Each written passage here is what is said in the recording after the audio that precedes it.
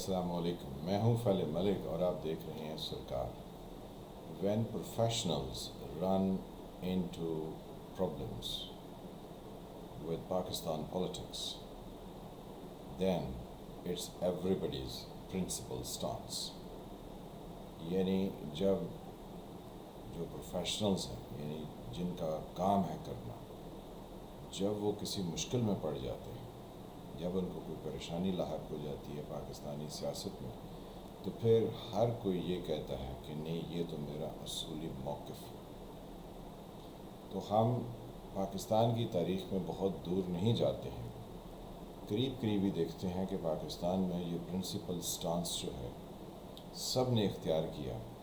اور سب کو منہ کی کھانی پڑ رہی ہے۔ سب سے پہلے ہمارے عمران خان صاحب، ان کا یہ پرنسپل سٹانس تھا کہ میں نے این آر او کسی کو نہیں دے۔ تو جو انہوں نے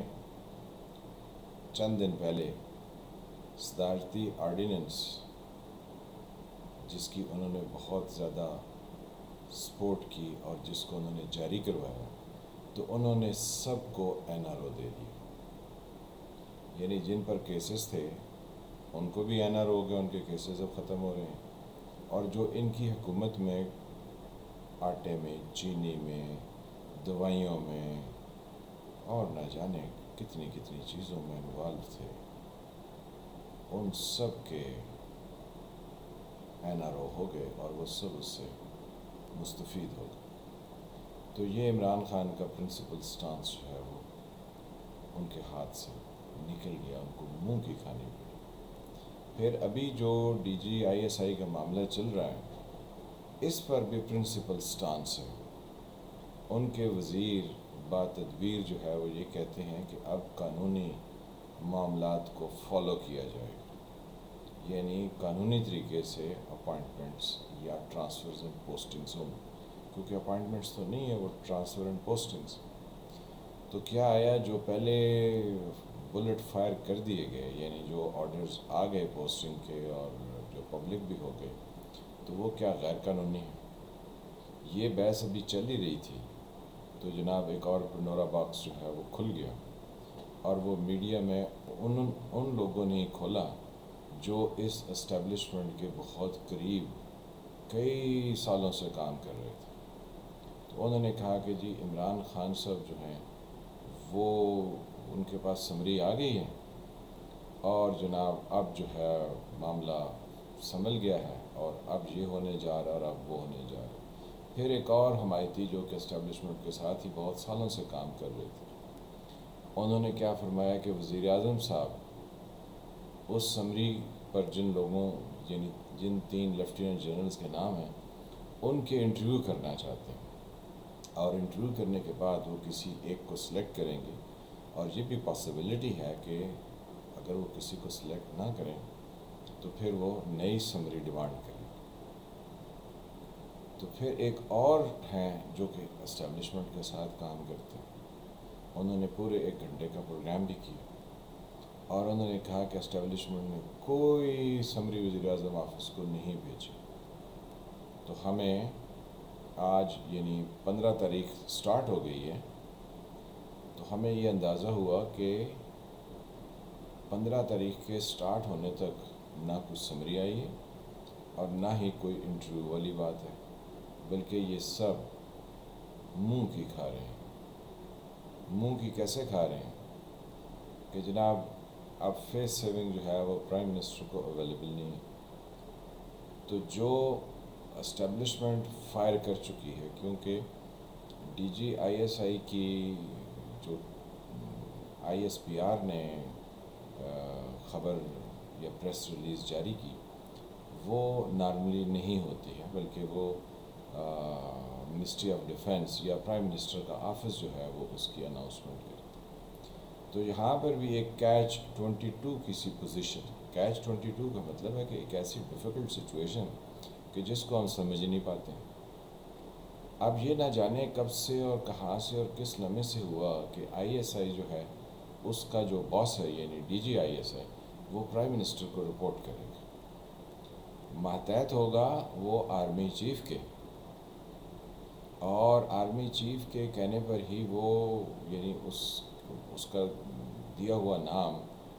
اور اس کی کمان کے اندر کام کرنے والا لیفٹیننٹ جنرل یا جس کو بھی وہ لگائیں تو وہ آئی ایس آئی کا چیف وزیر اعظم اپوائنٹ کریں گے، پھر وہ وزیر اعظم کو رپورٹ کرے گا، اور جب وہاں سے اس کو پھر پوسٹ کیا جائے گا تو پھر وہ آرمی چیف کے انڈر چلا جائے گا۔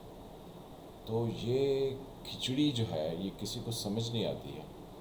کہ یہ کون سے طریقے سے کس ڈپارٹمنٹ کو کس کے نیچے لانے کی کوشش کی گئی۔ یعنی اگر آئی ایس آئی نے ہی تمام چیزوں کی رپورٹ پرائم منسٹر کو کرنی ہے تو پھر اس کو کلی طور پر وزیر اعظم کے کنٹرول میں ہونا چاہیے، اور اگر اس کی پوسٹنگ جو ہے وہ کسی اور دفتر سے آنی ہے اور وہاں کوئی اور طاقتور جو ہے وہ پہلوان برجمع ہے تو پھر اس چیف کو یعنی D G I S I کو اسی اپنے کمانڈر کے نیچے ہونا چاہیے۔ یہ تو کوئی عجیب سا ماجرا ہے کہ ہمارے ملک میں کوئی چیز سیدھی نہیں ہے، اونٹ کی طرح ہے، پہلے تو یہ پتہ نہیں چلتا کہ کس کروٹ بیٹھے گا، سٹاک مارکیٹ ہے تو وہ گر گئی ہے، اور ملک کے معاشی حالات ہیں کہ وہ سنبھل نہیں پا رہے، تو ہم کس کھچڑی میں لگے ہوئے ہیں کہ جی یہ میرے انڈر کمان ہے اور میں نے فلاں کو اس جگہ پہ پوسٹ کرنا ہے کیونکہ اس کی فلاں جگہ پہ ضرورت ہے۔ آف کورس جو ڈیفنس کے معاملات ہیں جو اس فیلڈ میں ہے یعنی جو آرمی چیف ہے وہی اس پر بہتر یعنی اپنی کمان کو چلا سکتے ہیں اور انہیں کو چلانا چاہیے، اس میں کوئی نہیں، یعنی اس میں کوئی دو رائے نہیں ہو سکتی ہے۔ لیکن یہ ہم نے آئی ایس آئی کے بارے میں کیسا ایک ملغوبہ سا تیار کیا ہوا ہے کہ رپورٹ وزیر اعظم کو کرنی، وزیر اعظم کے پاس جو دوسری سول ایجنسیاں ہیں وہ وزیر اعظم کو رپورٹ کرنے کے لیے کافی ہیں، اور ویسے تو وزیر اعظم کیونکہ پولیٹیکل پارٹی کا لیڈر ہوتا ہے اور پولیٹیکل بیسس پر آتا ہے تو اس کے پاس تو اپنے ورکرز ہونے چاہیے، ملک کے ہر کونے سے اس کو رپورٹ ویسے ہی مل جانی چاہیے، کیونکہ وزیر اعظم کی پولیٹیکل پارٹی جو ہے اس کا اپنا کوئی سٹرکچر اس طریقے سے نہیں بن پاتا یا اس سے نہیں ہوتا یا وہ پولیٹیکل پارٹی سے نہیں ہوتا، تو کیا ہوتا ہے وزیر اعظم کو کوئی رپورٹ نہیں ہوتی، پھر وہ ریلائی کرتے ہیں ان رپورٹس پر جو ان کو آئی ایس آئی سے ملتی ہیں یا پھر دوسرے جو ہمارے انٹیلیجنس کے ادارے ہیں۔ اب وزیر اعظم صاحب نے یہ بھی کیا ہے ریسنٹ، یعنی عمران خان صاحب نے، کہ انہوں نے جتنے انٹیلیجنس ادارے تھے پاکستان کے سویلین ان کو آئی ایس آئی کی کمان میں جو ہے وہ دے دیا کہ یہ سارے جو ہے نا وہاں سے کنٹرول ہوں گے اور ان کا سارا کچھ کیا جائے گا۔ تو اب پریکٹیکلی ہم دیکھیں تو وہ چیز جو کبھی وزیر اعظم کے ہاتھ میں ہوتی تھی وہ بھی نکل چکی ہے۔ تو یہ ایک عجیب صورتحال ہے جس میں ملک کو پھنسا لیا گیا ہے، اور وزیر اعظم عمران خان وہ ایک ایسے نان ایشو میں گھس گئے ہیں کہ جس میں نہ ان کو کوئی فائدہ ہے نہ ان کو کوئی نقصان تھا اگر وہ نہ گھستے، تو اب وہ گھس گئے ہیں تو ان کے لیے نقصان کے احتمال جو ہے وہ زیادہ ہے، فائدہ اس میں ان کا کم ہی ہوگا، کیونکہ ان کے پاس وہ تمام ہتھیار نہیں ہیں کہ جس سے وہ اپنے لیے کوئی فائدہ تراش سکیں یا بنا سکیں۔ اب اس سے ہم آگے چلتے ہیں کہ اگر عمران خان صاحب جو ہے وہ اپنے لیے کوئی فائدہ حاصل نہیں کر سکے، اور جیسا کہ یہ کہا گیا کہ پہلے بھی جب کبھی بھی اس طرح کی کہیں پر ٹینشن ہوتی ہے یعنی سویلین پرائم منسٹر اور اسٹیبلشمنٹ کے درمیان، تو حکومت جو ہے وہ زیادہ عرصے کے لیے ٹک نہیں پاتی، تو پھر ملک کے حالات کس طرف جائیں گے اور کون جائے گا، تو پھر ہمارے جو باہر دنیا کی اسٹیبلشمنٹ ہے وہ بھی دیکھ رہی ہوتی ہے، تو وہ کہتی ہے کہ اچھا شاید جو ہے نا وہ اب یہ شہباز شریف کو لے آئیں گے کیونکہ اسٹیبلشمنٹ کی ان کے ساتھ لائن تو ملتی ہے، تو ان کے بڑے بھائی صاحب یعنی محمد نواز شریف صاحب وہ تو کئی طرح کے چیلنجز اور کئی طرح کی باتیں کر چکے ہیں، یعنی وہ تو بالکل اینٹی اسٹیبلشمنٹ ہو چکے ہیں، تو ان کی پارٹی کیسے جو ہے وہ یہ سارا بوجھ اٹھا پائے گی؟ ان کو بھی تو پھر اپنے پرنسپل سٹانس سے ہٹنا پڑے گا، وہ کہتے ہیں چاہے مفاہمت سے ہو جائے چاہے جو ہے وہ مزاحمت سے ہو جائے، لیکن ہمیں یہ کرنے کی ضرورت ہے. تو یہ وہ گولیاں کس کو کھلا رہے ہیں؟ عوام کو. عوام تو بہت یہ سمجھتے ہیں کہ یہ تو پھر پرانی تنخواہ پر کام کرنے کا عمل ہے جس پر وہ جائیں گے. تو پھر وہ بھی یعنی اپنے اب لفظ تو کوئی اچھے نہیں ہیں لیکن کہتے ہیں کہ جو آپ نے کہا ہے پھر اس کو چاٹنا پڑے گا. تو یہ تو نواز شریف صاحب کی اس تمام جو آرٹیفیشیل ایکٹنگ ہے جس میں وہ غصہ بھر کے چہرے پر اور کہتے ہیں فلاں نے یہ کیا تو فلاں نے یہ کیا، اب سویلین رول کی بالادستی ہوگی، ووٹ کو عزت ہو. تو جب آپ نے مکمکا کر کے تو کوئی آپ اپنے لیے فائدہ حاصل کر سکیں گے تو پھر آپ کا پرنسپل سٹانس تو جو ہے وہ ختم ہو گیا. کیونکہ یہی شاید اس سارے ڈرامے میں سب کو دکھانا ہے کہ کسی کا کوئی پرنسپل سٹانس ہے ہی نہیں، یعنی اصولی موقف جو ہے وہ کسی کا نہیں. تو جب اصولی موقف نہ وزیر اعظم کا ہے، نہ اسٹیبلشمنٹ کا ہے، نہ ہی جو ہے وہ بہت زیادہ بولنے والے حضرات میں سے نواز شریف صاحب کا، تو پھر سبھی اسی پرانی تنخواہ پر کام کر رہے ہیں. تو لوگوں کو ہیجان میں کیوں ڈالا ہوا ہے؟ یہ کیا کوئی ڈرامے کا کسی اسکرپٹ کا حصہ ہے؟ کیونکہ جو ایٹمی طاقت ملک ہوتے ہیں ان کے ہاں اس طرح کی بچگانہ حرکتیں نہیں ہوتی. اس میں ڈیفائنڈ طریقہ کار ہوتے ہیں، اصول ہوتے ہیں جس کے تحت وہ کام کرتے ہیں. تو کب تک ہم جو ہے نا وہ ان چیزوں پر چلتے رہیں گے کہ جو پروفیشنلز ہیں، یعنی جو اسٹیبلشمنٹ ہے اس میں سب لوگ پروفیشنل ہیں، وہ کسی نہ کسی شعبہ ہے، یعنی حکومت کے جتنے بھی شعبے ہیں کام کرنے کے وہ کسی نہ کسی چیز سے جڑے ہوئے ہیں. اگر وہ سویلین امپلائیز ہیں تو ان کی اپنی ڈیوٹیز ہیں، ان کی اپنی ڈپارٹمنٹ کی ریکوائرمنٹس ہیں جو انہوں نے پوری کرنی ہیں. اگر وہ یعنی ملٹری اسٹیبلشمنٹ سے ہیں تو پھر انہوں نے وہ کام کرنے ہیں جو ملک کے دفاع سے اور اس سے جڑی ہوئی چیزیں ہیں. تو یہ سب بیسیکلی تو پروفیشنلز لوگ ہیں اور یہ لگے بدے طریقے سے آتے ہیں اور انہوں نے اپنا کام کرنا ہوتا ہے، مدت ملازمت پوری کرنی ہوتی ہے اور اینڈ پر جو ہے وہ انہوں نے ریٹائرمنٹ لے لینی ہوتی ہے. تو پروفیشنل جب پولیٹکس میں پھنستے ہیں تو پھر وہ فواد حسن فواد جیسے پھر اور بھی کئی طرح کے مسائل کا شکار ہوتے ہیں. تو ہم کیسے ہیں کہ ہم جو ہے وہ پھر کہتے ہیں نہیں یہ تمہارا پرنسپل سٹانس ہے، تو پھر اینڈ پر وہ بھی ہمیں یعنی واپس لینا پڑ جاتا. تو ملک جو ہے وہ ایسے تو نہیں چلایا جا سکتا. لہٰذا اب یہ D G I S I کی پوسٹنگ جیسے بھی ہو، کیونکہ وہاں سے جو آئی ایس پی آر سے اس کی پریس ریلیز ہوئی تھی وہ غلط ہوئی تھی. پھر ادھر سے وزیر اعظم کے دفتر سے کہا گیا کہ سمری آ گئی، حالانکہ سمری تو کوئی نہیں آئی. اور پھر اسٹیبلشمنٹ یا ملک چلانے کے لیے کون سی پارٹی کو آگے لائیں گے؟ تو پھر ہمیں یہ بھی پتہ چلتا ہے کہ آصف علی زرداری جو ہے وہ شاید اس چیز کو سمجھ رہے ہیں کہ اب یہ سارے اپنا جو ہے وہ کیسے ایک دوسرے کے ساتھ باہم شیر و شکر ہو پائیں گے. تو اس لیے وہ کہتے ہیں کہ اگلی باری جو ہے وہ پیپلز پارٹی کی ہے، کیونکہ جھوٹ بول کے پیپلز پارٹی کے اگینسٹ یعنی ان کے خلاف اتنا جھوٹ بولا گیا کہ وہ جھوٹ سچ لگنے لگ گیا پورے ملک میں لوگوں کو. تو اب لوگوں کی مسلسل یہ ساری چیزیں دیکھنے کے بعد ان کی آنکھیں کھل رہی ہیں کہ یہ جتنا نظام جو ہے وہ یہاں پر بنایا گیا تھا، یعنی پہلے نواز شریف اسٹیبلشمنٹ کے ایجنٹ تھے، اب عمران خان ہے، تو یہ جتنا نظام اسٹیبلشمنٹ نے بنایا ہے یہ پریکٹیکلی چل نہیں سکا. ملک جو ہے وہ مسلسل نیچے گیا ہے. بے نظیر کی گورنمنٹ جو ہے وہ 88 میں جب الیکشن ہوئے تھے جنرل ضیاء کے اس دنیا سے چلے جانے پر، کیونکہ ان کا طیارہ جو ہے وہ بقول اسحاق خان جو اس وقت صدر ہو گئے تھے، تو انہوں نے کہا تھا کہ وہ ان کا طیارہ ہوا میں پت گیا تھا. تو پھر اس کے بعد الیکشن ہونے تھے تو جس میں جمہوریت کا